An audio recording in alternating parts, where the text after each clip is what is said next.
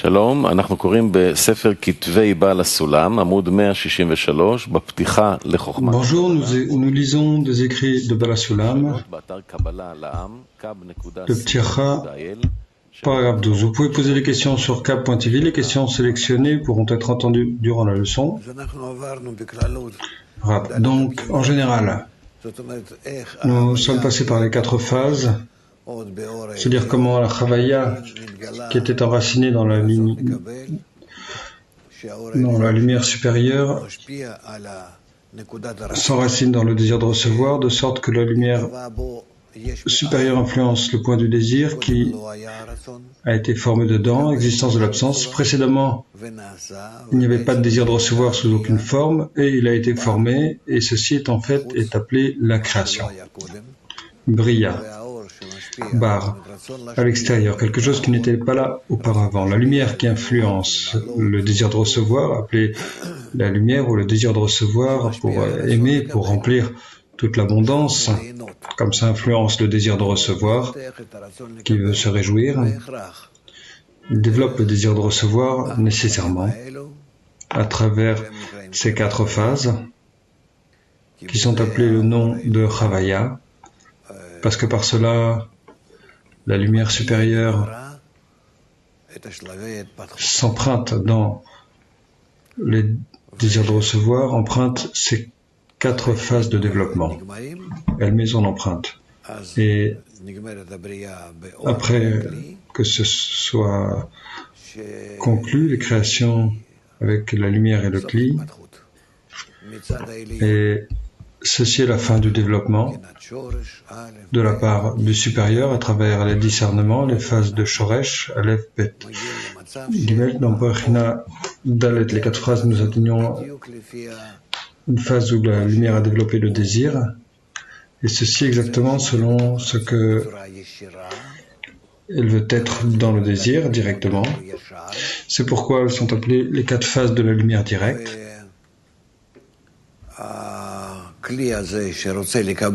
Et ce Kli qui veut recevoir la lumière directe est exactement adapté dans toutes ses qualités, en quantité, en qualité, de toutes les façons qu'on peut imaginer à la lumière supérieure.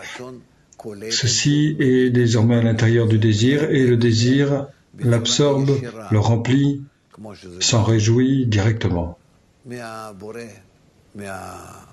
Comme cela provient du Créateur, l'émanateur. Et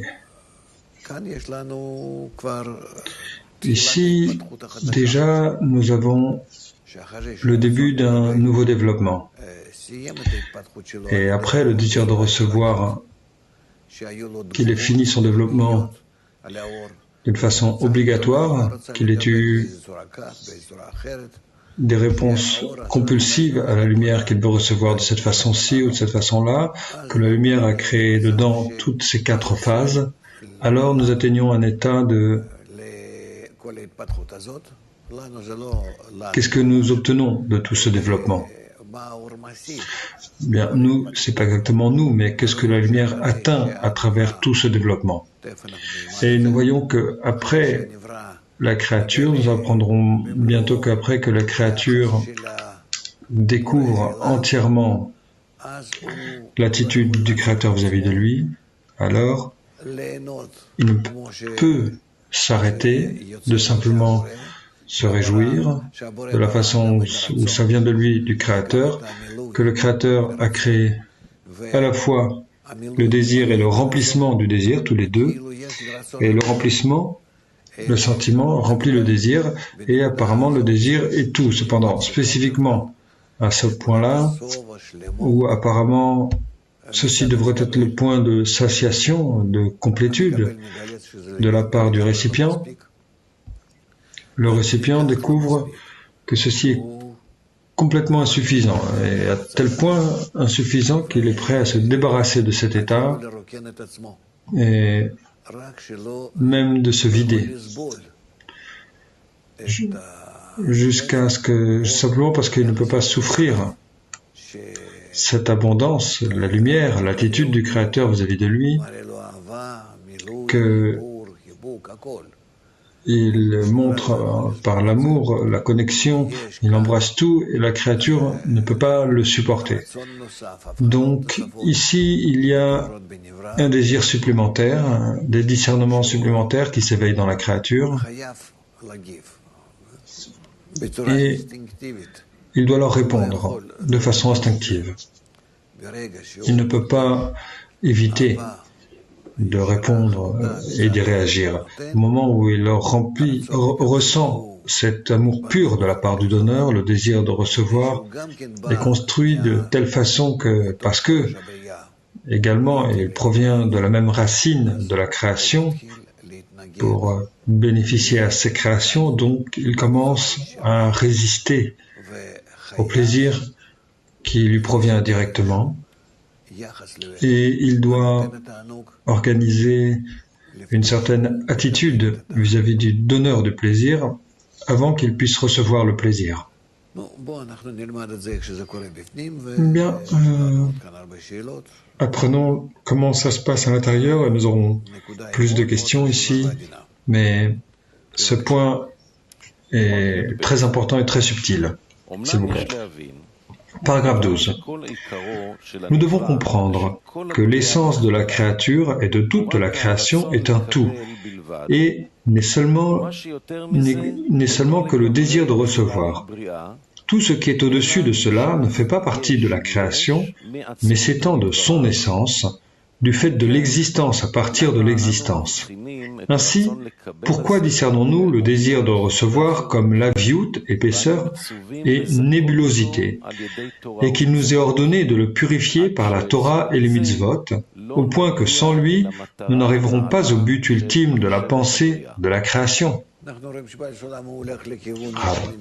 Nous voyons que Baal HaSulam arrive maintenant d'une direction différente. Il dit quelque part que nous devons corriger le désir de recevoir en nous pour qu'il ne reçoive pas de façon directe, mais plutôt dans sa forme de réception, il exprimera son don, son identification avec le donneur.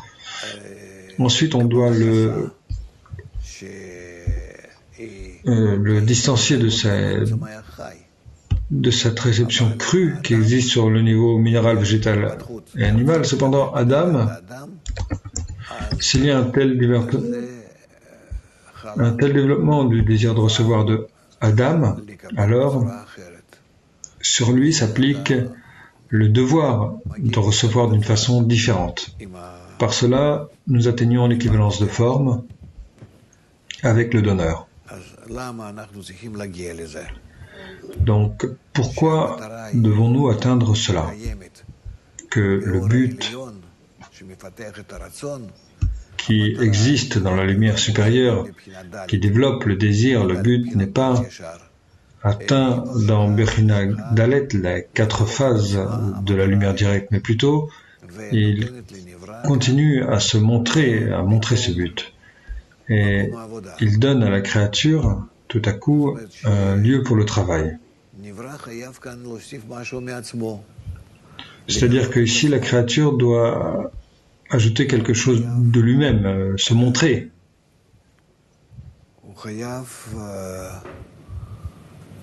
Il doit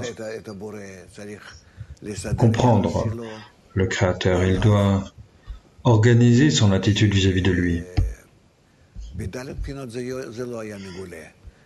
Donc, dans les 4 phases, ce n'était pas révélé, mais seulement maintenant.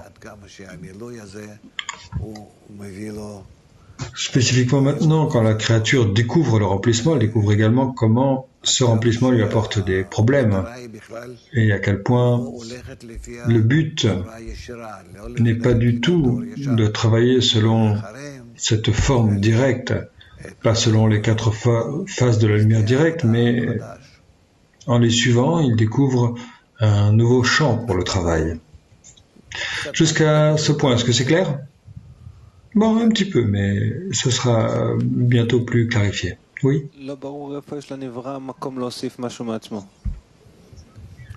C'est pas clair où est-ce que la créature a de la place pour ajouter de sa propre part.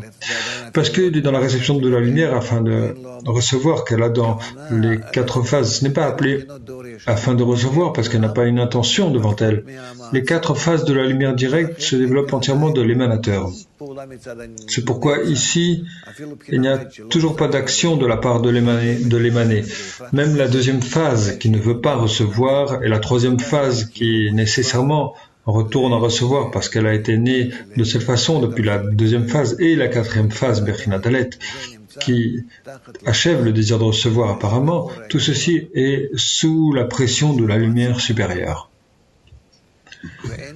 Et c'est cela que l'émanateur a déterminé. Et ici, de la part de la créature, il n'y a pas de créature en fait pour le moment. La créature signifie qu'elle a son propre désir, qu'elle peut arrêter l'émanateur et dire à partir de maintenant, c'est moi qui veux diriger le développement. Je veux déterminer ce qui adviendra entre nous deux. Et pour autant qu'il peut arrêter l'attitude du Créateur vis-à-vis de lui, positif, négatif, peu importe, mais il veut déterminer lui-même la forme de relation entre eux. Donc en magnitude et en qualité, ça développe la créature. Donc pour être appelé créature, il doit y avoir une action de sa part.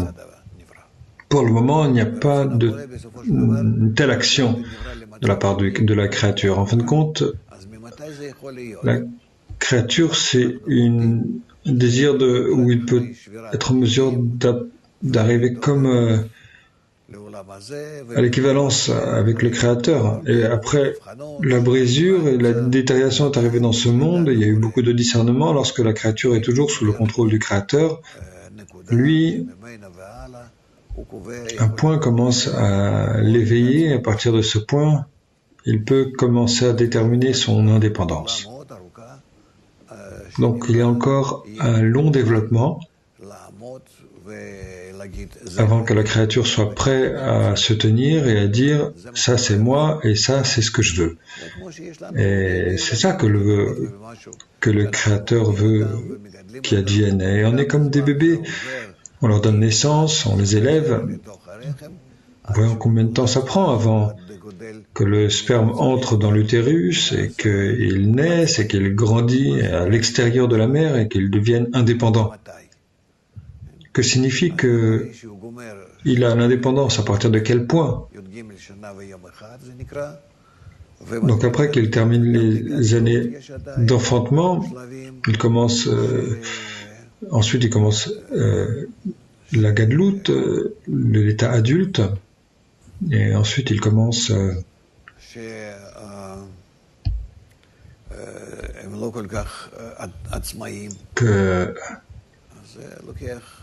où ils ne sont pas encore indépendants, donc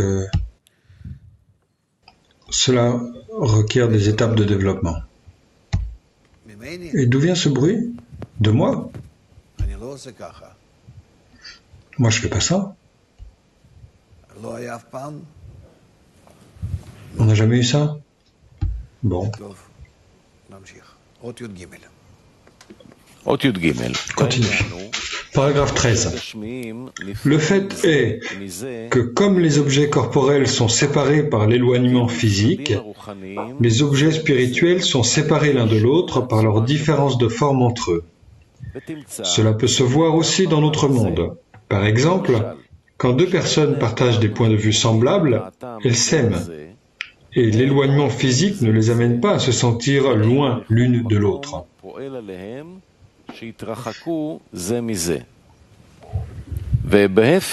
À l'inverse, quand leurs points de vue sont éloignés, elles se haïssent. Et leur proximité physique ne les amènera pas à être plus proches l'une de l'autre. Ainsi, la différence de forme dans leur point de vue les éloigne l'une de l'autre, et la proximité de forme dans leur point de vue les rapproche l'une de l'autre. Si par exemple la nature d'une personne est complètement à l'opposé à celle de l'autre, elles sont aussi loin l'une de l'autre comme l'Est de l'Ouest.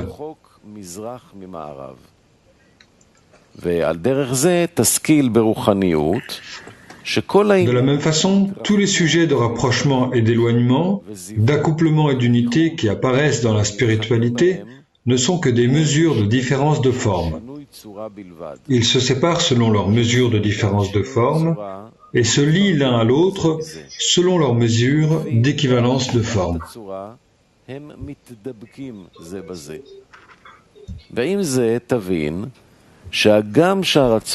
Ainsi, vous devez comprendre que bien que le désir de recevoir soit une loi obligatoire dans la créature, car il est tout ce qui a été créé en elle, il est le cli adéquat pour recevoir le but de la pensée de la création et se sépare donc complètement de l'émanateur.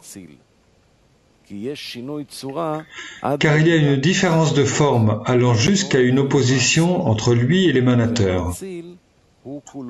En effet, l'émanateur n'est que don sans une étincelle de réception, et la créature n'est que recevoir sans aucune étincelle de don. Il n'y a donc pas de disparité de forme plus grande que cela. Il s'avère donc que cette disparité de forme le sépare obligatoirement de l'émanateur.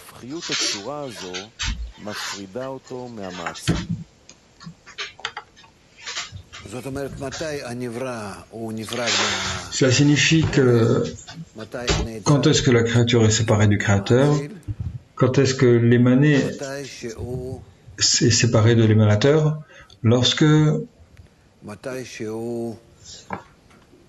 quand il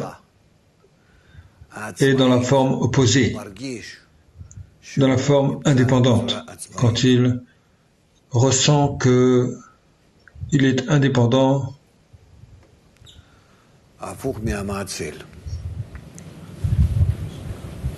opposé à l'émanateur.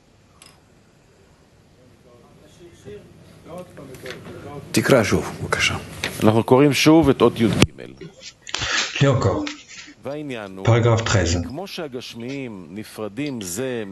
Le fait est que, comme les objets corporels sont séparés par l'éloignement physique, les objets spirituels sont séparés l'un de l'autre par leur différence de forme entre eux.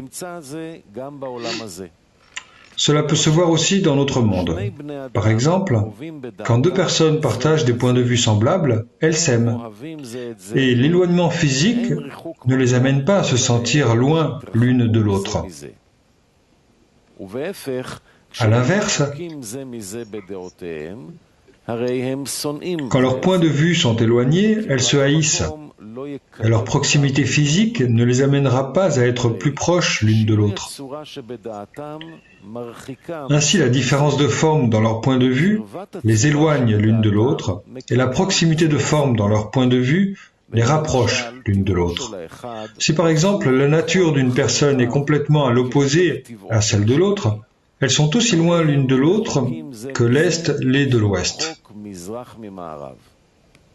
De la même façon, tous les sujets de rapprochement et d'éloignement, d'accouplement et d'unité qui apparaissent dans la spiritualité ne sont que des mesures de différence de forme.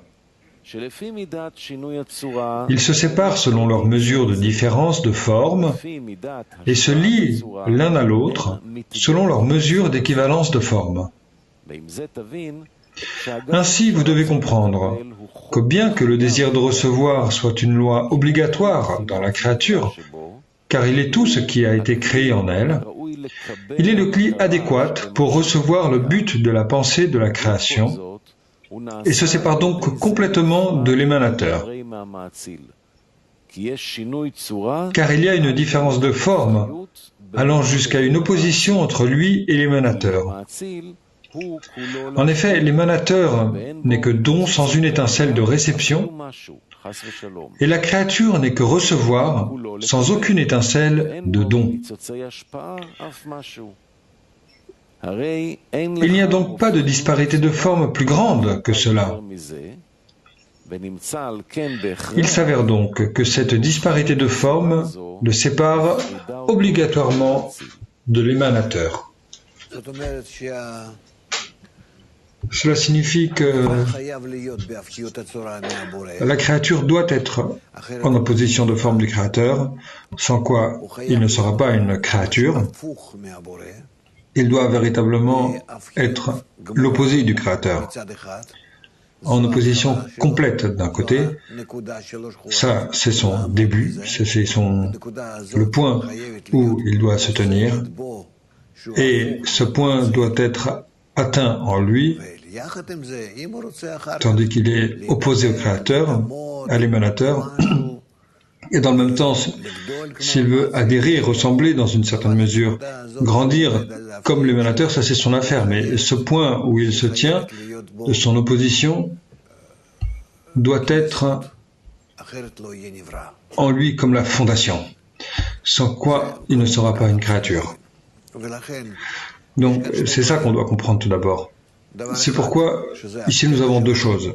Une chose, c'est notre nature, le désir de recevoir, qui doit être révélé en tant que opposé au Créateur, qu'il n'est pas d'accord et il ne veut pas, sous aucune forme, il ne s'égalise pas avec la lumière supérieure, avec le Créateur, ça c'est d'un côté. Ça c'est sa nature, et la créature doit être apportée à un tel point, son véritable point. Qui est-il? Qu'est-ce qu'il est? Et pour qu'il voie cela, qu'il le comprenne, qu'il le ressente. Et à partir de ce point, qu'il sera capable de déterminer à quel point il veut être similaire à l'émanateur et fera des efforts pour lui ressembler. Et ensuite, la créature, il s'avère qu'elle inclut deux discernements opposés. L'un est qu'il est le désir de recevoir avec sa pleine force, l'opposé complet et exact du don, et d'un autre côté, il peut travailler avec sa nature qui est opposée au créateur, avec l'intention de donner au créateur. Et ça, c'est appelé l'intention de donner. Donc c'est pourquoi la créature inclut deux discernements, son propre discernement, le désir de recevoir et la forme du créateur. Pas la nature du créateur, mais sa forme. Et ça, c'est appelé l'intention de donner. À partir de là, elle peut vraiment atteindre un état où l'état que le créateur a déterminé dès le début de la création. Il y a des questions? Oui. Svika. Donc, quelle est la forme? La forme est ce que le désir de recevoir prend sur lui, la façon dont il veut apparaître. Il n'est pas responsable, ce n'est pas le boss de sa propre nature, du désir de recevoir, et le désir de recevoir lui-même ne change pas, ne se purifie pas. On peut seulement arrêter la façon dont on l'utilise. Et selon le désir de recevoir, on peut déterminer quelques formes qu'il prendra. Et quelle est cette forme? Quelle sera la forme de l'émanateur? Que toi tu utilises la forme du désir de recevoir d'une façon qu'il donnera au Créateur. Pourquoi? Parce que si le Créateur veut qu'il reçoive, alors tu peux jouer avec ton désir de recevoir. Recevoir moins, recevoir plus, recevoir sous condition, et ensuite tes actions influenceront le Créateur. Et de cette façon, tu peux donner à lui. Soit pour lui provoquer du chagrin, ou bien lui provoquer du plaisir de toi. Donc il écrit que les spirituels sont séparés dû à la disparité de forme, et tu trouveras cela également dans ce monde. Qu'est-ce que ça veut dire? La disparité de forme, c'est-à-dire l'expression extérieure du désir de recevoir, qui doit recevoir l'intention de donner, peut être depuis l'opposition de forme au Créateur jusqu'à une correspondance complète appelée la dvekut ou l'adhésion. Maintenant, c'est pourquoi nous avons vraiment comme une échelle de forme de degrés, que le désir de recevoir soit s'éloigne du Créateur, de l'opposé, et qu'est-ce que l'opposé du Créateur? C'est même plus que opposition. Il atteint un état où, bien que une interdiction est opposée sur lui, il veut quand même recevoir pour lui-même. Il veut être rempli, il veut même provoquer des dommages, du détriment au Créateur. Il veut lui faire du mal jusqu'à ce qu'il atteigne un état tel que le Créateur est intéressé par de tels désirs d'apparaître dans le désir de recevoir qui sont opposés complètement au don et à l'amour, vraiment dans la forme opposée de la complétude. Parce que sans corriger ces désirs opposés, c'est impossible d'atteindre la dvékout.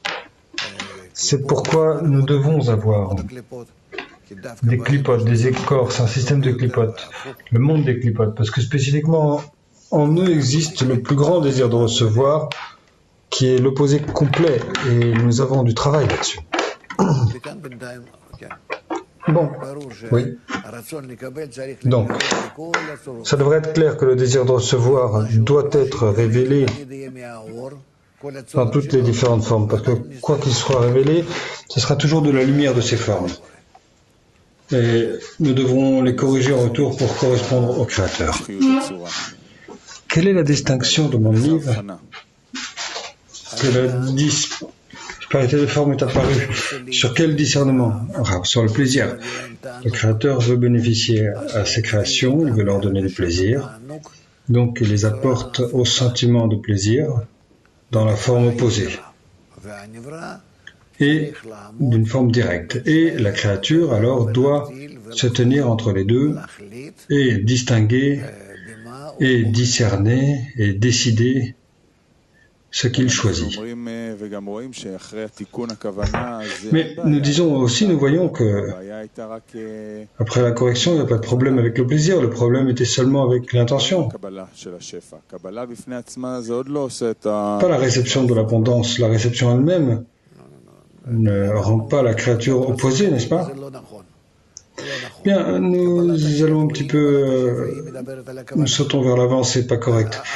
Réception de l'abondance ou pas réception de l'abondance, en fait, cela témoigne de l'intention.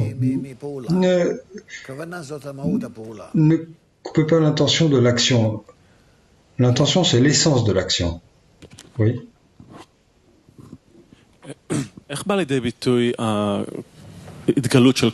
est-ce que la révélation de tout le désir de recevoir se manifeste dans ce monde, qui est le but dont il parle, ou bien le processus? Le désir de recevoir est révélé dans les 4 phases de la lumière directe, Bechina Dalet, dans la forme initiale, pas à l'opposé du Créateur, mais juste un petit peu. Cependant, plus tard, lorsque le désir de recevoir cascade en bas du degré et se déplace de la lumière, alors nous commençons à déterminer la relation entre les créatures, leur désir de recevoir et leur désir de donner. Et ça, c'est toute la question des degrés. Chaque degré est un certain degré du don du Créateur ou d'influence sur la créature ou du don, et combien ils s'égalisent entre eux à chaque état. À cause de tous ces degrés, nous avons 125 degrés ou marches de l'échelle dans lesquelles l'émané peut s'égaler au désir de donner. De cette façon, il s'éloigne. Dans la mesure où il s'éloigne l'un de l'autre, il y a des processus supplémentaires qui sont apportés ici, où cet éloignement n'est pas la façon normale de l'éloignement, parce qu'il ajoute des réchimot et différentes formes, telles que la créature commence par cela Il n'y a pas de créature pour le moment, comme nous en avons parlé, mais de cette façon, comme nous parlons du minéral végétal animal, alors ces formes qui précèdent le degré, donc la cascade de haut en bas, on pourrait dire que cela paraît de cette façon que graduellement le désir de recevoir, et de plus en plus il se comprend, il se ressent, bien que les discernements y soient révélés, ce sont quand même des discernements qui ne se détachent pas de l'émanateur, qui est sous son autorité, qui n'est pas suffisamment déconnecté de son émanateur. Parce que au sujet de l'émanateur, on peut dire, ah, c'est un embryon, mais quel embryon? C'est juste un morceau de chair. On peut voir ça, on peut voir tout sous le cordon ombilical. Qu'est-ce que c'est? Rien. Tout en lui provient de la mère. Pourquoi est-ce qu'on prend même en compte qu'apparemment il a sa propre vie? Donc il y a ici un processus que nous devons clarifier. Depuis quel point est-ce qu'on appelle le désir de recevoir les créatures et ensuite leurs intentions et leurs actions qui lui sont souscrites et non pas au supérieur. Et le supérieur ne provoque même pas ces actions, parce que l'équivalence de forme en adhésion et en amour qui provient de la créature au créateur doit être véritable, réelle. Donc ici, il ne peut pas y avoir une sorte de... Donc il y a ici la question... Je n'ai pas compris. Et d'un autre côté, la créature, sa réponse doit être apparemment déconnectée, détachée de l'action du Créateur. Au niveau humain, toujours il se départit de plus en plus du Créateur et il découvre que qu'il est plus loin du Créateur. De qu'est-ce que tu parles exactement? De quel degré? De quel état? Quand tu dis humain ou Adam, je ne vois pas de quel Adam tu parles. Disons-nous. Non, dis précisément. Tu demandes précisément. Ici, moi je peux te dire une chose, et toi tu vas l'attacher à quelque chose d'autre. Donc, un kabbaliste qui étudie et essaie d'avancer au Créateur. Quelqu'un est assis ici, disons. Oui. Est-ce que dans leur processus, ils doivent découvrir à quel point ils sont distants du Créateur et opposés au Créateur? Pour le moment, nous avons des gens assis ici qui, disons, n'ont aucune idée de ce qu'ils sont, ils comprennent ce monde corporel et sa relation au monde spirituel où ils se trouvent, ça ils ne le savent pas. Graduellement, ils le découvrent par le fait que, en attendant, ils construisent en eux toutes sortes de sensations, des impressions, et ces impressions sont comme... Regarde, ça c'est appelé l'éloignement, et ça c'est appelé la proximité, et ça c'est se rapprocher ou s'éloigner selon le remplissement, et ça c'est la façon de se rapprocher selon l'intention. Et ce sont encore des exercices qui n'appartiennent pas à la vérité, parce que ici il y a encore... Il n'y a pas d'éloignement ni de rapprochement de la personne, du désir de recevoir vis-à-vis du Créateur, mais plutôt ce sont des sortes d'exercices. On joue, on fait comme on joue dans tous ces jeux avec les enfants, c'est pas encore la vie, mais c'est des jeux. Plus tard, ils étudieront à l'école, et puis ensuite à l'université, et puis dans des lieux de travail, et puis peut-être qu'après ça, ils commencent à rentrer dans une vie plus indépendante, des actions plus indépendantes. Donc ici, il y a un processus. Je demande parce que lorsqu'on explique à de nouveaux étudiants qui déjà sont passés par quelque chose, disons, dans le jeune groupe, ils sont sur le point de rentrer dans le groupe, donc c'est toujours une question. S'ils progressent spirituellement, certainement, depuis le tout premier moment, on avance. Si on se rapproche avec des matériaux, on les étudie, on en parle, bien sûr. On met ça, il y a des actions. Donc, bien sûr, déjà, vous êtes avec quelques équivalences avec la source supérieure. Mais c'est très mécanique comme équivalence, mais quand même, c'est là. Ok, donc maintenant mon progrès, c'est de toujours découvrir que je suis opposé à lui. Pas nécessairement opposé, parfois oui, parfois non, pour te montrer l'opposition. L'opposition, ça inclut deux discernements. Parfois tu es opposé, parfois non. Parce que parfois on nous demande, comme je vois toujours des choses terribles dans le monde, donc je dois les découvrir en moi. Ça c'est ma disparité, Rav. Tu n'as pas pensé à quoi que ce soit d'autre que d'étudier, de faire partie de la dizaine, c'est tout. Et en plus, la diffusion, ça c'est l'autre forme. Pour avoir un manque supplémentaire, mais on n'a besoin de rien d'autre que cela. Moi, je parle du sentiment intérieur, du désir de recevoir. Le désir de recevoir va ressentir plus que c'est plus terrible, que c'est plus mal, opposé. Parfois oui et parfois non. Ça, c'est une question d'ascension et descente. Chaque état est pour que toi, en tant que créature, que tu le détermines et que tu dois y inclure deux discernements, la lumière et le cli. C'est-à-dire que lorsque tu découvres qui tu es, à l'opposé, contre le créateur, mais tu vois pas le créateur, tu ne le comprends pas, mais d'une certaine façon, selon ce discernement, tu dois déterminer ton état. Sans quoi, comment vas-tu le déterminer? On mesure toujours de ici jusqu'à là. Ça, opposé à ceci. Chacun de nos mesures est comme ça. Que ce soit le chaud, le froid, à distance, on mesure toujours comme ça. Cependant, nous, on ne peut pas. On n'est pas le créateur qui a juste une qualité pour nous. Chaque état doit être compris de deux discernements. Sans quoi on ne ressent pas, comme on dit, l'avantage de la lumière sur l'obscurité. Ok?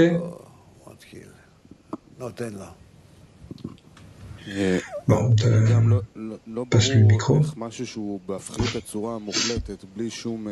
C'est pas clair comment quelque chose qui est en disparité complète,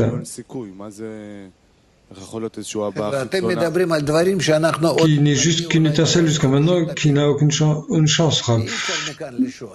Tu parles de choses qu'on va atteindre, disons, dans 15 pages. Tu ne peux pas demander sur ce point. C'est pas comme ça qu'on étudie. Vous avez étudié quelque part, les gars? Vous avez entendu qu'il y a des mathématiques très élevées et quelqu'un commence à demander là-dessus à la première classe. Il faut comprendre qu'ici, d'une certaine façon, dans la forme qui nous prépare pour la continuation.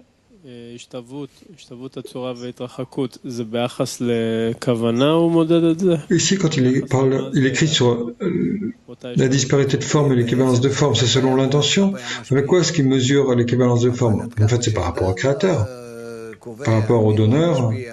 Mais pour autant qu'une personne détermine qui est le donneur, quelle forme le donneur a, peut-être que c'est par rapport à la dizaine, peut-être que c'est par rapport à sa propre humeur, qu'il ne se ressent pas selon si je me sens bien ou pas.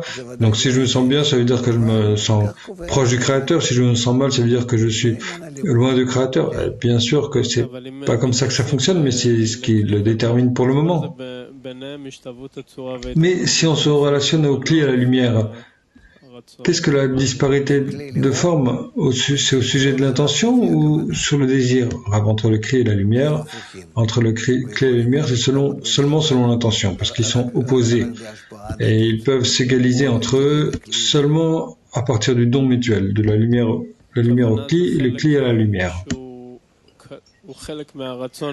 L'intention, c'est une partie du désir pour commencer. Quelque chose que le désir acquiert à une certaine étape. Je ne sais pas quoi faire avec toi. Vous êtes tellement en avance. L'intention c'est l'attitude de la créature au créateur. C'est tout. L'attitude ou la relation de la créature au créateur. Quand la créature découvre quelle est l'attitude du créateur vis-à-vis de lui, et selon cela, il veut déterminer que son attitude au créateur sera la même. C'est juste que ce qui n'est pas clair, c'est pourquoi est-ce que lorsqu'on arrive à Bechinat Dalet, ça ne veut pas dire qu'il y a une créature déjà? Les 4 phases de la lumière directe, il n'y a pas encore de créature. Parce que, bon, la question c'est qu'est-ce qu'on appelle une créature? Le désir de recevoir dans les 4 phases Bechinat Dalet est encore rempli avec l'abondance qui provient du Créateur. Elle s'en réjouit, disons qu'elle s'en réjouit. La question de réjouissement, de plaisir, c'est aussi une question qui doit être... Il doit y avoir des conditions pour se réjouir. Mais disons qu'il se réjouit, qu'il le remplit. Et ici, il découvre qu'il est l'opposé du Créateur. Dans l'intention, par l'attitude, par rapport au poste, comme bientôt nous étudierons dans cette description. Donc c'est pourquoi ici, on ne peut pas dire des 4 phases que ça c'est la créature. C'est toujours le désir de recevoir qui répond à quel que soit ce que la lumière donne ou influence. Afin d'être la créature, il faut être détaché de la lumière supérieure, de la source de la lumière supérieure, ça c'est un. Vous devez être avec des réchimotes, des impressions et des discernements. Une mémoire, disons, pour que vous ayez quelque chose à l'intérieur, pour que vous sachiez comment opérer sous toutes sortes de formes différentes.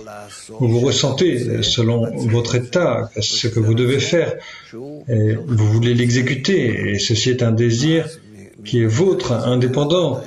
Il est vôtre. À partir de ce moment, vous pouvez être indépendant, actif. Il y a beaucoup ici de conditions qui doivent être créées, qui doivent être construites. Vous n'êtes pas dans les 4 phases parmi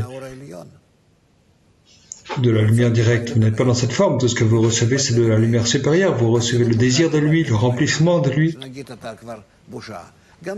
Même la honte, vous la recevez de lui, disons si on parle de la honte. Et aussi la restriction, Tzimtzum, vous le faites de façon nécessaire parce que c'est le Créateur qui a créé ces conditions en vous. Donc tout provient nécessairement du supérieur. Donc comment est-ce qu'on peut dire qu'il y a déjà une créature? Quelle créature? On peut construire une telle machine qui répondra de cette façon à l'influence qu'il a dessus. Oui.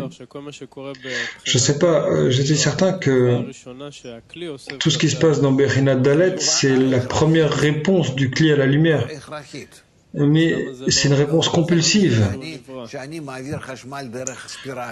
Pourquoi c'est pas appelé une créature? Je vais te dire, lorsque je mets de l'électricité dans une spirale chaude et qu'il brûle, c'est une réponse. En ça, elle est indépendante, non? Donc, qu'est-ce que tu veux? Donc, si il y a une connexion entre l'influence qui vient d'en haut et la réponse d'en bas, qui est la connexion directe, ce n'est pas encore une créature. C'est encore l'action du Créateur. Quand on fait quelque chose dans le corps, minéral, végétal, animal, il n'y a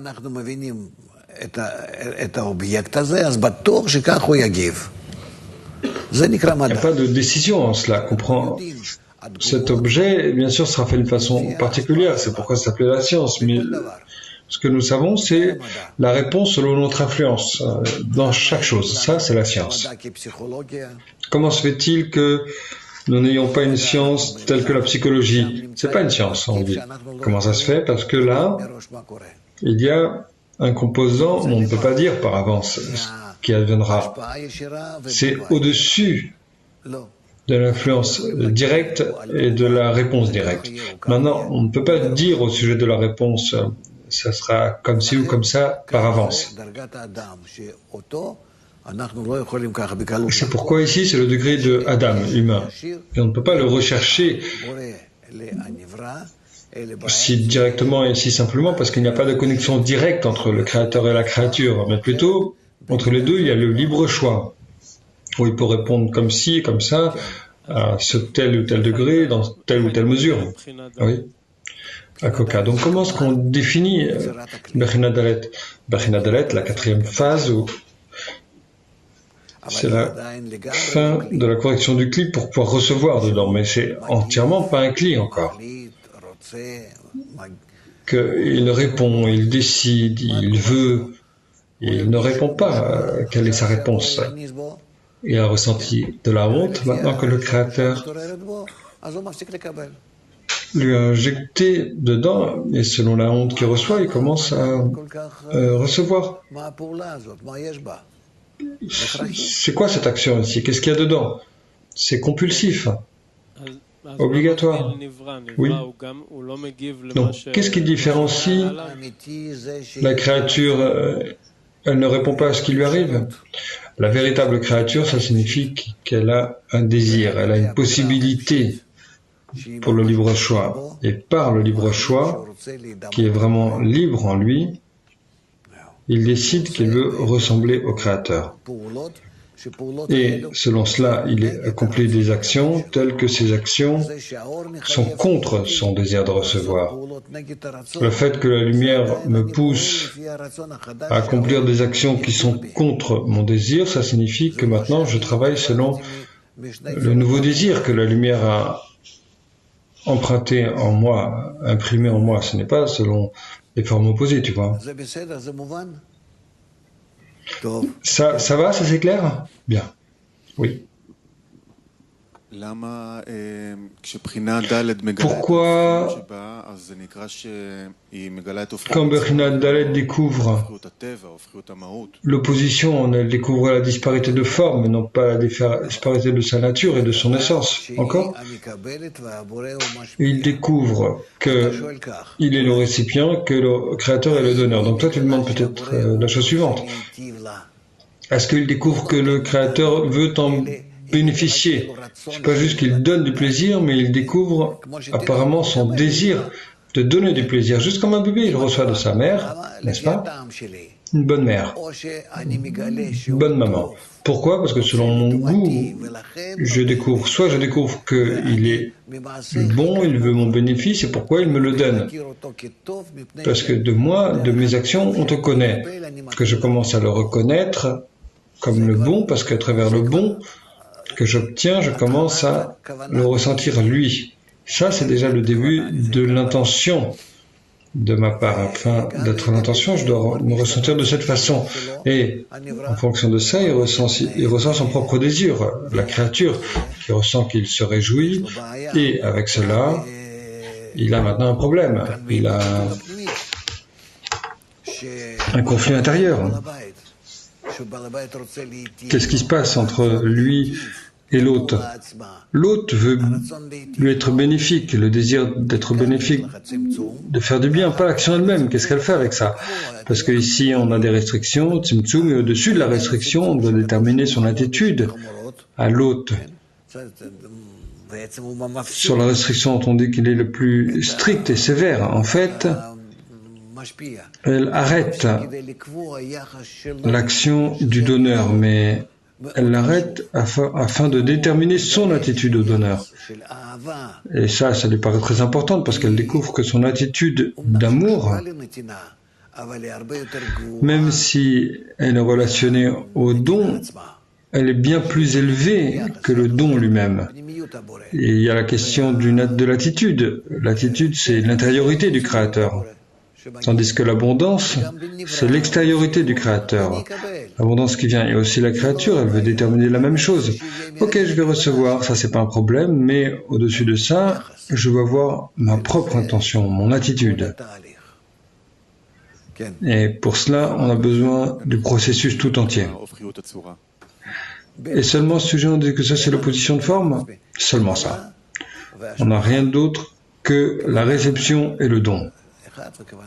L'intention sur la première et l'intention sur la deuxième. Ok? C'est tout? Bon. Bien, continuons alors. En vérité, ce que vous demandez, eh bien, on passera ça plusieurs fois, mais...